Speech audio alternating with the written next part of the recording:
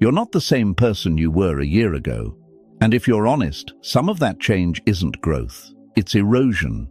You've been spending time in places that slowly pull you away from who you actually are, not dramatically, not obviously. Just gradually, almost invisibly, you start acting differently, valuing different things, becoming someone you don't fully recognize when you're alone with your thoughts. The places you spend your time shape who you become, not just physically, mentally, emotionally, spiritually. Some environments bring out your best self, others slowly destroy it. And the dangerous part, you don't notice it happening. You think you're just adapting, being social, going with the flow. But adaptation in the wrong environment isn't growth, it's erosion of your true self. The Stoics understood this deeply. Marcus Aurelius wrote about protecting your inner fortress from external corruption. Epictetus taught that we must carefully choose our associations and environments. Seneca warned that the company we keep and the places we frequent shape us, whether we realize it or not. Today I'll show you 7 dangerous places that destroy your true self. Not physical locations to avoid, but environments and social contexts that pull you away from who you actually are. Place number 5 is the subtle one most people don't recognize until years of their life have been wasted in it. By the end, you'll know which environments to protect yourself from and why. If you're trying to stay aligned with your true self in a world pulling you in every direction, subscribe. Let's build this awareness together. Let's begin. The first dangerous place, environments where complaining is the culture, where negativity isn't just present, it's the social glue that holds everyone together. You know these places, the work team where every meeting becomes a complaint session, the friend group where bonding means venting about everything wrong with life, the family gatherings where criticizing others is the main activity. You go there thinking you're just being part of the group, connecting, fitting in, and you are. But you're connecting through negativity. You're bonding over what's wrong instead of what's possible. At first, it feels harmless. Everyone complains sometimes, right? But here's what happens. You start complaining more to fit in. Then you start looking for things to complain about so you have something to contribute to the conversation. Then you start seeing the world through a lens of what's wrong because that's what gets attention and validation in this environment. Slowly, without realizing it, problems become your identity. Solutions become uncomfortable because they threaten the thing that connects you to these people. And the version of you that sees possibility, that solves instead of complains, that looks for what's working, that version dies in this environment. Someone I know joined a team at work where complaining was the culture. Every lunch, every break, every casual conversation turned into complaints about management, workload, company decisions, everything. At first, they didn't participate much, but staying silent felt awkward, like they weren't part of the team, so they started joining in. Small complaints at first, then bigger ones. Within 6 months, they noticed something. They'd become cynical. They used to come to work energized, seeing challenges as problems to solve. Now they came to work already annoyed, seeing challenges as evidence everything was broken. They'd absorbed the team's negativity so completely they didn't recognize themselves anymore. It took leaving that team and joining a different one, where people actually solved problems instead of just complaining about them, to realize how much that environment had changed them. The cynicism lifted within weeks. They remembered they used to be someone who saw solutions, not someone who collected complaints. Marcus Aurelius wrote about guarding your mind from corrosive influences. He understood that the people and environments we spend time with shape our thoughts, and our thoughts shape who we become. When you're in environments where complaining is the culture, you're not just hearing negativity, you're training yourself to think negatively. Marcus would say, choose your associations carefully. If you can't avoid these environments completely, limit your time there. Don't let their lens become yours. Protect your ability to see what's possible by refusing to bond through what's wrong. When everyone around you is complaining, you don't have to join to belong. Sometimes the most stoic thing you can do is stay quiet and keep your perspective intact. Limit your time in complaint cultures. If you can't leave, refuse to let negativity become your default lens. Protect your ability to see solutions. But there's a place even more subtle that destroys you while making you feel productive and successful. Place number 2, spaces where your worth is measured by performance and output. Where you're only as valuable as your last accomplishment, your latest result, your most recent success. These places are everywhere. Corporate cultures where your identity is your job title and productivity metrics. Competitive industries where what you've done lately is the only thing that matters. Achievement-obsessed communities where people ask what you do before they ask who you are. You enter these environments wanting to excel, to prove yourself, to build something meaningful. And the measuring begins immediately. How much did you produce? What did you achieve? What are your numbers? At first, it's motivating. You work harder, you achieve more, you get the validation, the promotion, the recognition, the praise. But here's what's happening underneath. Your sense of worth is becoming entirely external. You're valuable when you perform well. You're less valuable when you don't. Your identity collapses into what you produce. And the terrifying part, it's never enough. Hit one goal, the bar moves. Achieve one milestone, there's immediately another. You're on a treadmill where your worth depends on keeping pace, and stopping, even for a moment, feels like becoming worthless. A friend climbed the ladder in a high-pressure industry for 8 years. Every promotion, every achievement, every success validated their worth. They were somebody because they performed exceptionally. Then they had a health issue that forced them to slow down for 3 months. Not stop. Just slow down to 80% instead of 120%. And they watched something break. The validation stopped. The recognition disappeared. Colleagues who'd praised them started questioning their commitment. And worse, they started questioning their own value. If I'm not producing at the highest level, who am I? What's my worth? They realized their entire sense of self had become tangled with their output. 8 years in that environment had taught them they were only as valuable as their last achievement. It took a year of deliberate work to rebuild a sense of worth that wasn't tied to performance. To remember, they were a person, not a productivity machine. That health issue became a brutal wake-up call about how completely that environment had reshaped their identity. Epictetus taught that your worth is intrinsic, not earned through achievement, not proven through performance.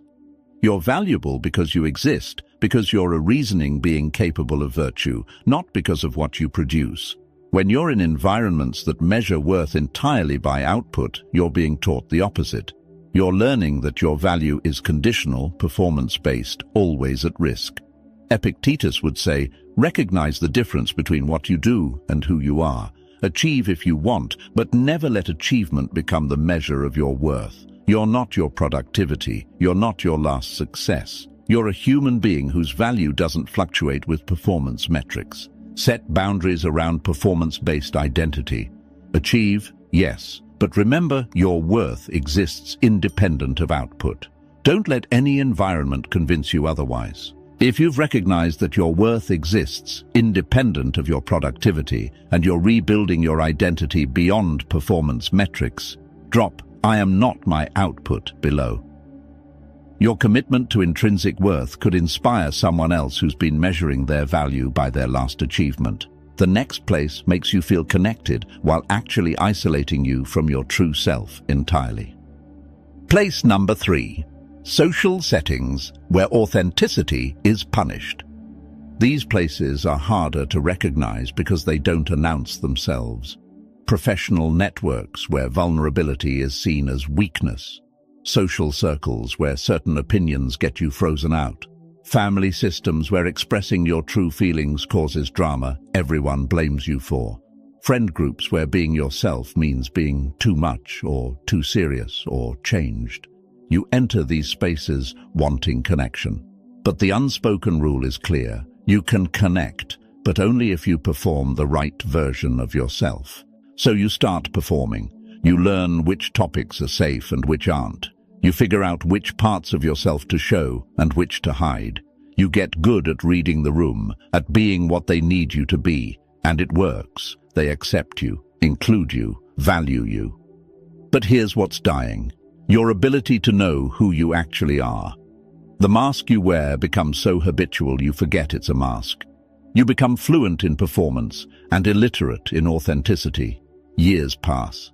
And one day, you're alone with yourself and realize you have no idea what you actually think, feel, or want, because you've spent so long performing what others find acceptable.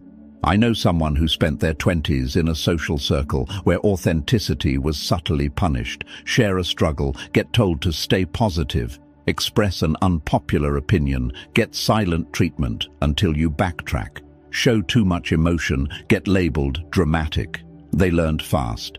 Perform the easygoing, always fine version or be on the outside. So they performed perfectly.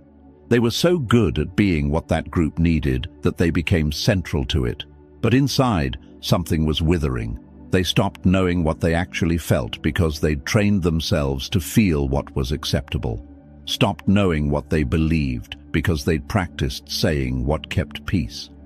When they finally left that circle and tried to rebuild authentic connections, they realized they'd lost the capacity for authenticity. It took 2 years of deliberate practice, journaling real feelings, expressing true opinions in safer spaces, learning to tolerate others' discomfort with their realness, to remember who they were underneath all that performance.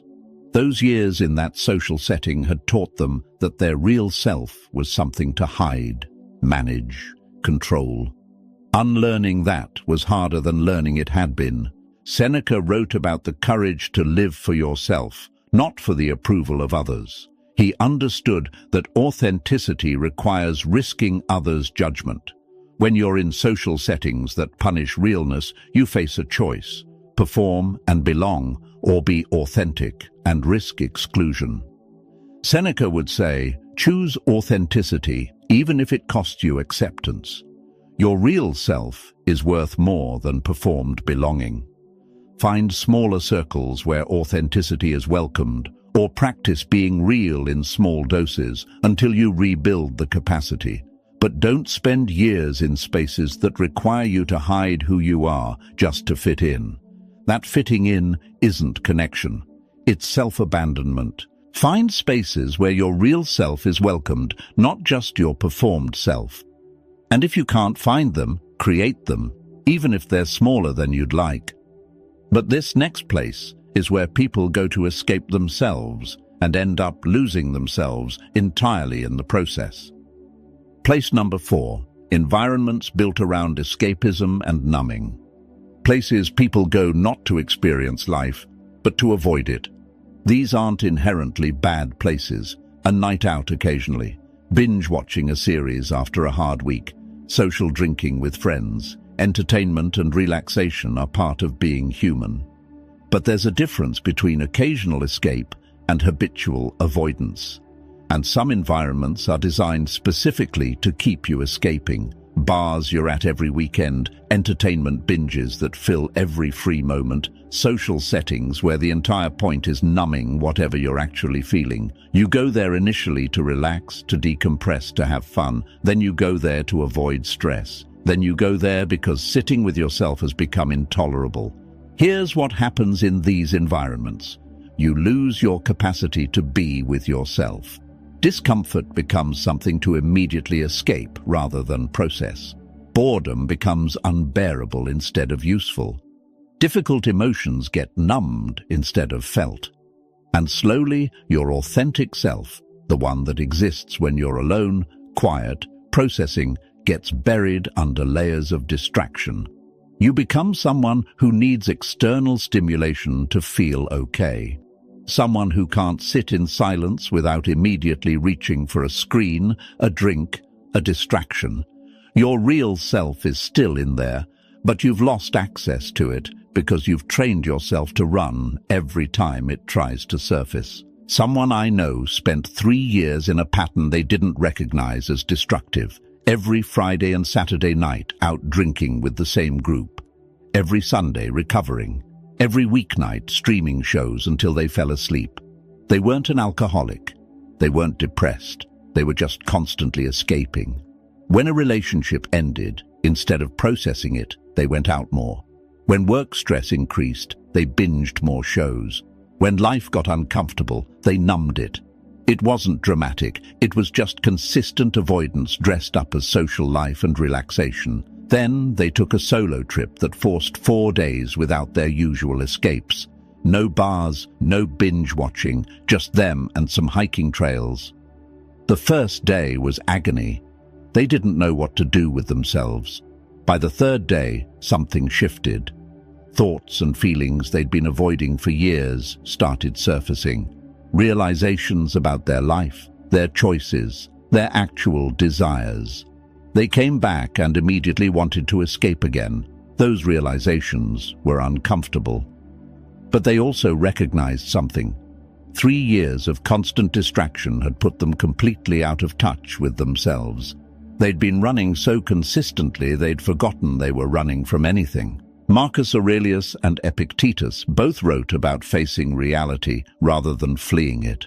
They understood that avoidance doesn't eliminate discomfort, it just delays it while making you weaker.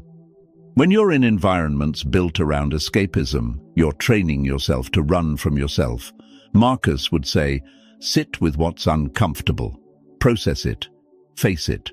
Your authentic self exists in the space between stimulus and distraction. The space you're filling with numbing. Escape consciously and temporarily if you need to, but don't make escape your default state. The person who can't be alone with their thoughts has lost access to their true self. Use entertainment and relaxation deliberately, not habitually. Create regular space for solitude and processing. Your real self is waiting in the silence you keep avoiding.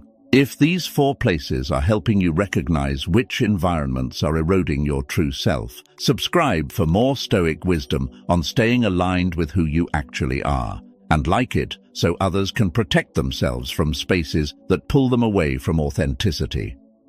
Place number 5 is the subtle one, and most people don't recognize it's destroying them until they've wasted years there. Remember place 5 I mentioned, the subtle one most people don't recognize until years are wasted? Here it is, contexts where growth is mocked and comfort is worshipped, where anyone trying to improve is seen as too serious, changed, or no fun anymore. These places feel safe at first. Friend groups where everyone's comfortable with how things are. Family systems where tradition matters more than evolution. Work cultures where we've always done it this way is the mantra. Social circles where ambition is treated like betrayal. You're part of these contexts and everything's fine, as long as you stay exactly as you are. The moment you try to grow, learn something new, change a habit, set a boundary, improve yourself in any way, the resistance begins. It's subtle. You're getting too serious. Remember when you used to be fun? You think you're better than us now. Why are you changing? We liked you the way you were. They frame it as concern, as wanting the old you back. But here's what's really happening. Your growth is highlighting their stagnation. Your movement is making their stillness visible. And instead of being inspired to grow themselves, they're trying to pull you back down to where everyone's comfortable, where nobody has to face the fact that they're not evolving. My uncle spent a decade in a friend group like this. Same guys, same bar, same conversations every weekend. When he decided to stop drinking and start exercising, the jokes started immediately. Look at the health nut. Too good for a beer now. When he started reading philosophy instead of watching sports with them, they mocked it. Going to be a monk? When he set boundaries around his time, they accused him of abandoning them. None of it was malicious. They genuinely didn't understand why he was changing, but their entire dynamic was built on everyone staying the same, doing the same things, wanting the same life. His growth threatened that. He faced a choice: dim himself to keep the friendships, or keep growing and accept the distance. He chose growth, lost those friendships, Spent 2 years feeling like he'd made a mistake. Maybe they were right. Maybe he was taking life too seriously. Then he found people who were also growing, who celebrated his evolution instead of resisting it. Looking back, he realized those 10 years in that group had kept him stuck. Not through force, but through gentle, constant mockery of anything that looked like growth. They'd loved him, but only the version of him that stayed comfortable and stagnant with them. Marcus Aurelius wrote about continuous self-improvement despite others' comfort with mediocrity. He understood that growth often requires leaving behind people who need you to stay small. When you're in contexts that mock growth, you're not in environments that want your best. You're in environments that want your sameness. Marcus would say, grow anyway, even if it costs you belonging in places that only accept your stagnant self. Find communities that celebrate evolution or grow alone until you do. But don't let others' fear of change keep you from becoming who you're meant to be. The people who mock your growth are revealing their own terror of it. Leave contexts where growth is punished and comfort is the highest value. Find people who challenge you to evolve, not mock you for trying. The next place is where ambition goes to die, disguised as opportunity and success. Place number 6. Competitive environments that mistake rivalry for motivation. Where everything's a comparison, every interaction is one-upmanship, and success means beating others rather than becoming yourself. These environments promise to bring out your best. Competitive industries, high-achieving social circles, families where siblings are constantly measured against each other, teams where rankings matter more than collaboration. You enter thinking competition will push you to excel, and it does, initially. You work harder, achieve more, reach higher, but you're not competing with yourself, you're competing with them. Your measure of success isn't, am I better than I was? It's, am I better than they are? And that shift changes everything. Here's what dies in these places. Intrinsic motivation. The part of you that wants to grow for growth's sake, create for creation's sake, achieve because the work itself matters. That gets replaced with comparative motivation, doing things to win, to rank higher, to prove you're better. Every success becomes hollow because it's only meaningful relative to someone else's failure. Every loss becomes devastating because your worth is tied to your position in the hierarchy. You stop measuring yourself against your own standards and start measuring yourself exclusively against others. And your authentic goals, the things you'd pursue if no one was watching, if there was no competition, those die completely. They get replaced with whatever goals let you win the comparison game. A colleague worked in an environment like this for 5 years. Sales team where everyone's numbers were public, updated daily, every win announced, every loss visible. At first it was motivating. Seeing others succeed pushed them to succeed. But over time, something shifted. They stopped celebrating their own wins unless they were the highest. Started resenting colleagues' successes instead of learning from them. Felt genuine relief when someone else had a bad month because it made their own numbers look better. 5 years of that warped something fundamental. They forgot why they'd entered sales in the first place, because they enjoyed helping clients solve problems. That intrinsic motivation had been completely replaced with beat the person next to me. When they moved to a different company with a collaborative culture, they realized how toxic the comparison had become. They'd been so focused on ranking higher than others that they'd lost sight of what they actually wanted to build, what kind of professional they wanted to become. The competitive environment had convinced them that success meant relative position. It took time to remember that real success is personal growth measured against their own potential, not someone else's performance. Marcus Aurelius wrote about competing with yesterday's self, not with others. He understood that comparison-based achievement is empty because your worth isn't determined by your rank. When you're in environments where everything's rivalry, you're training yourself to need others to lose for you to feel successful. Marcus would say, compete if you must, but measure yourself internally. Define success by your own values, your own growth, your own standards, not by whether you beat someone else. Use external competition as a tool if it helps, but never let it become your measure of worth. The person who needs to rank first to feel valuable has outsourced their sense of achievement to others' performance. That's not strength. That's dependency on a hierarchy that will never satisfy. Use competition as external motivation if it helps, but always measure success by your own standards, not your position relative to others. And the final place destroys your true self while convincing you you're finding it, making it the most dangerous of all. And the final, most dangerous place, spaces that sell you an identity instead of helping you discover yours. Where who you should be is marketed, prescribed, packaged, and you mistake adopting their version for finding your own. These places are everywhere. Self-help communities with gurus who promise they've found the answer, and you just need to follow their exact path. Ideological echo chambers where there's one right way to think, be, live. Spiritual movements that prescribe enlightenment as a specific set of behaviors and beliefs. Lifestyle brands that sell you a complete identity if you just buy in completely. Success frameworks that tell you exactly who you need to become to make it. You enter these spaces searching, looking for yourself, for answers, for direction, and they offer you something appealing: certainty, a clear identity, a roadmap. All you have to do is adopt their framework, perform their ideal, become their version of success or enlightenment or authenticity. And it works for a while. You adopt the identity they're selling. You use their language, follow their practices, embody their values. People in that space recognize and validate you. You feel like you've found yourself. But here's what's actually happening. You've traded one performed identity for another.